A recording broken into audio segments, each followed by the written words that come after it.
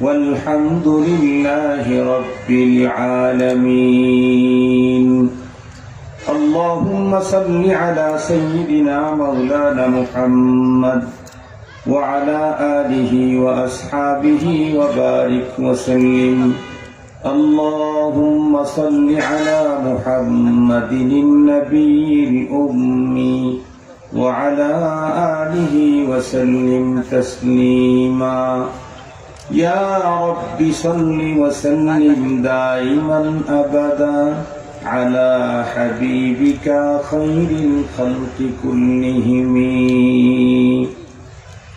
আলহামদুলিল্লাহ, আজ 16 জানুয়ারি 2026 ইংরেজি জুমাবার কালরা এলাকাবাসীর উদ্যোগে আয়োজিত 11তম সালানা আওয়াজ ও দোয়া মাহফিলের সদরে ইজলাস সম্মানিত সভাপতি মুআজ্জাজ হযরত বুজুর্গ উলামায়ে কেরাম, আজিজ তালাবা, সম্মানিত সুধী, সর্বপ্রথম মহান আল্লাহ পাকের দরবারে আলিশান লাখ কোটি শুকর যে রব্বে করিম বড় দয়া করে আমাদের হায়াতকে দীর্ঘায়িত করে আজকের এই মুহূর্ত পর্যন্ত সুস্থ সবল রেখে দুনিয়ার শত ব্যস্ততাকে পিছনে ফেলে রেখে দ্বীনের নিসবতে কোরআনে পাকের মুহাব্বতে জান্নাতি আয়োজনে আহলুল্লাহদের মজলিসে আমাদের উপস্থিত হওয়ার তৌফিক দিয়েছেন।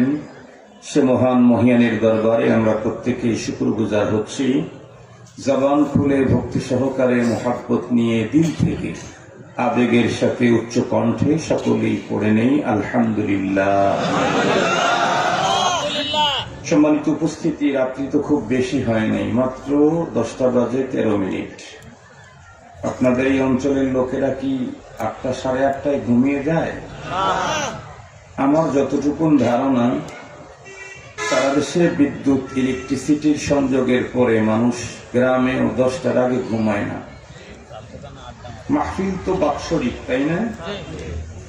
বৎসরে 1 দিন বা 2 দিন হয়। এই 1 দিন 2 দিনের জন্য 1-2 ঘন্টা একটু বেশি সময় জেগে থাকার মানসিকতা নাই আপনাদের?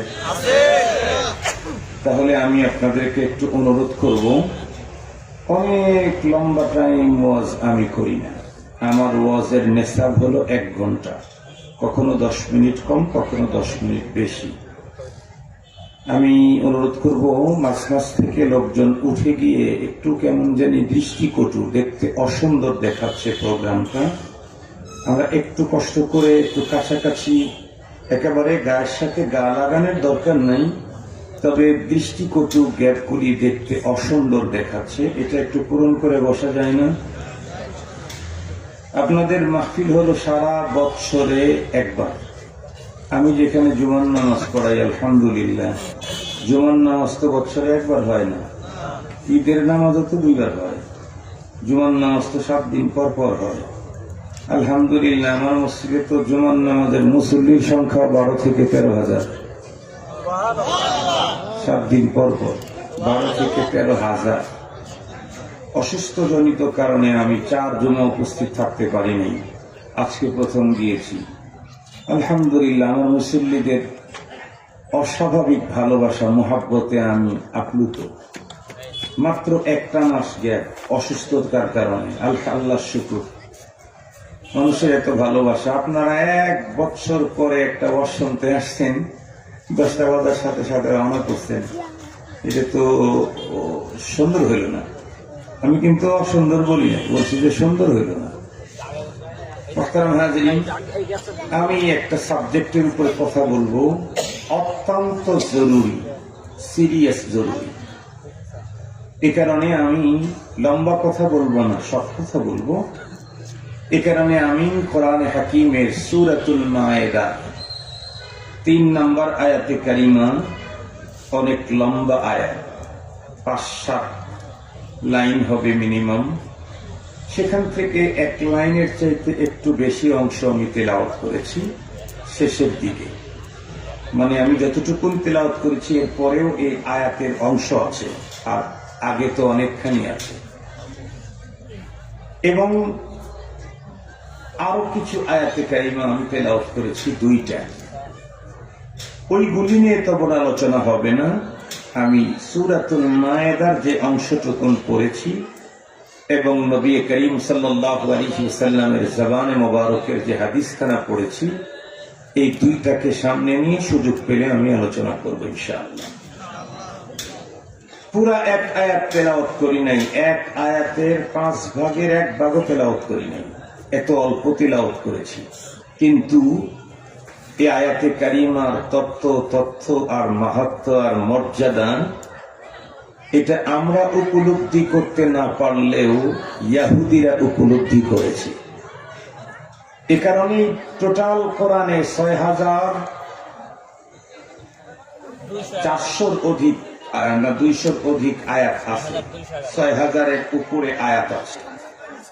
কোন আয়াত নিয়ে ইহুদিদের এত লালসা নেই, এই আয়াতে কারিমা নিয়ে ইহুদিদের যেই পরিমাণে লালসা।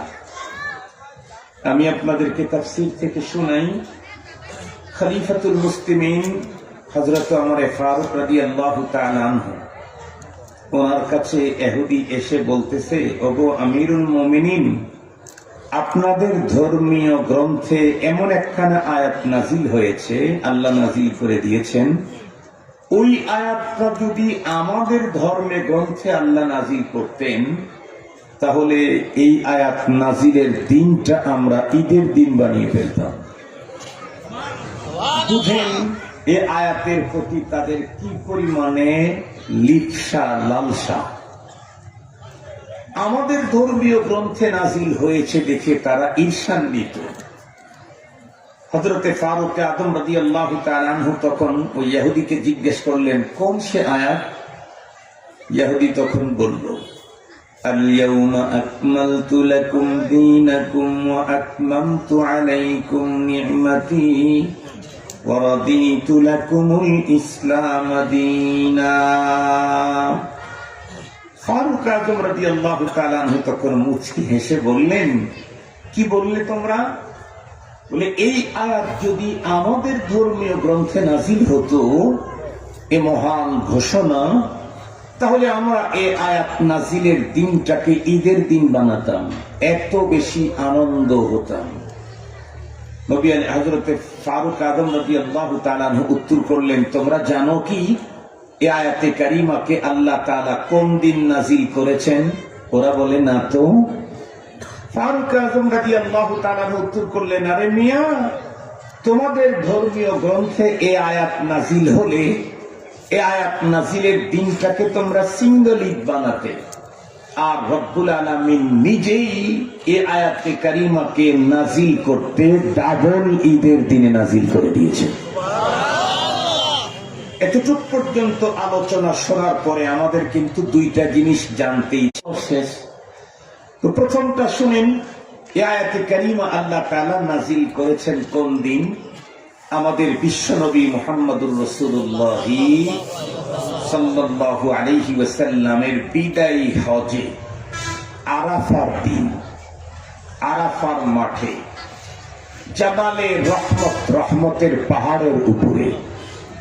সেই দিনটা ছিল আবার জুমাবার, সময়টা ছিল বাদাল আসর। গভীরভাবে লক্ষ্য করেন, একে তো নবীজির বিদায়ী হজের সফর, দ্বিতীয়ত আরাফার দিন। আল আরাফা হিয়াল হজ, আরাফাই হলো হজ। আমরা জানি হজের রুকন ফরজ হলো 3টা, এর মধ্যে সবচেয়ে বড় গুরুত্বপূর্ণ ফরজ হলো হজ, আরাফা। যে আরাফা পায় নাই সে হজ পায় নাই, যে আরাফা পায় নাই সে হজ পায় নাই। তো 1 নাম্বার হলো আল আরাফা হিয়াল হজ, এটা একটা ঈদ। আরেকটা হলো ওই দিনটা ছিল জুমাবার। জুমাবার মুসলমানদের সাপ্তাহিক ঈদ। মুহূর্তটা ছিল কখন? আসরের পর। দিনটা ছিল আবার জুমাবার। সারা বছরের জুমাবার আসরের পর থেকে মাগরিব পর্যন্ত দেখবেন সারা দুনিয়ার বুজুর্গরা মসজিদ থেকে বাইরে যায় না। কেন? সহিহ হাদিসের বর্ণনায় এসেছে, প্রতি জুমাবারে এমন একটা মুহূর্ত আছে যেই মুহূর্তে আল্লাহর বান্দারা আল্লাহর কাছে যে কোনো কল্যাণের আবেদন করলে তা তাকে দিয়ে দেওয়া হয়। যে কোনো অকল্যাণ থেকে আল্লাহর কাছে মুক্তি চাইলে 100% তাকে সেফটি দেওয়া হয় অকল্যাণ থেকে। সেই মুহূর্তটা কোনটা, এ নিয়ে উলামায়ে কেরামের ভিতরে কিছু মতবিরোধ থাকলেও অধিকাংশ উলামায়ে কেরামের মত হলো কুবাইলে মাগরিব বাদাল আসর। তো একে তো জুমাবার, তারপরে আরাফার দিন, এরপরে হজের সফর। হজের সফরে যারা থাকে তারা সবাই কার মেহমান? আল হুজ্জাজ যুয়ুফুর রহমান, রহমানের মেহমান। সেই সময় আল্লাহ পাক এই মহান ঘোষণা আমাদের নবীর উপরে নাজিল করলেন রহমতের পাহাড়ের উপরে। আল-ইয়াওমা আকমালতু লাকুম দীনাকুম ওয়া আতমামতু আলাইকুম নি'মাতি ওয়া রাদিতু লাকুমুল ইসলাম দীনা। মহান ঘোষণাটা হলো আজকের এই দিনে, আল-ইয়াওম, আজকের এই দিনে আকমালতু লাকুম দীনাকুম, আমি তোমাদের জন্য তোমাদের দ্বীনকে পরিপূর্ণ করে দিলাম। ওয়া আতমামতু আলাইকুম নি'মাতি, আর পূর্ণতা দিলাম তোমাদের জন্য আমার নেয়ামতকে। ওয়া রাদিতু লাকুমুল ইসলাম দীনা, আর কিয়ামত পর্যন্ত দিন হিসাবে ইসলামকেই মনোনীত করে দিলাম। এই মহান ঘোষণা আজকের দিনে আমি তোমাদেরকে উপরে তোমাদের দিনকে পরিপূর্ণ করে দিলাম। এই মহান ঘোষণা ইহুদিরা তাদের ধর্মীয় গ্রন্থে পাওয়ার জন্য লালায়িত। আমাদের ধর্মের গ্রন্থে এই আয়াত নাজিল হওয়ার কারণে আমাদের প্রতি তারা ঈর্ষান্বিত। এখন আসেন, এখানে একটা প্রশ্ন আসতে পারে, হুজুর দিন তো শুধু আল্লাহ আমাদের নবীকেই দেন নাই। আদম আলাইহিস সালাম থেকে শুরু করে ঈসা আলাইহিস সালাম পর্যন্ত পৃথিবীতে প্রায় ১৬ লক্ষ নবী রাসূল এসেছিলেন। সমস্ত নবী এবং রাসূলদেরকে আল্লাহ তাআলা দ্বীন দিয়েছেন, শরীয়ত দিয়েছেন। তো সমস্ত নবীদেরকে দ্বীন দিয়েছেন, শরীয়ত দিয়েছেন, আমাদেরকে বললেন আজকে পরিপূর্ণ করে দিলাম। তাহলে অতীতের নবী রাসূলদেরকে কি আল্লাহ তাআলা অপূর্ণ দ্বীন দিয়েছিলেন, অপূর্ণ শরীয়ত দিয়েছিলেন, নাকিস দ্বীন দিয়েছিলেন? এমন প্রশ্ন আসলে উত্তর আসবে না।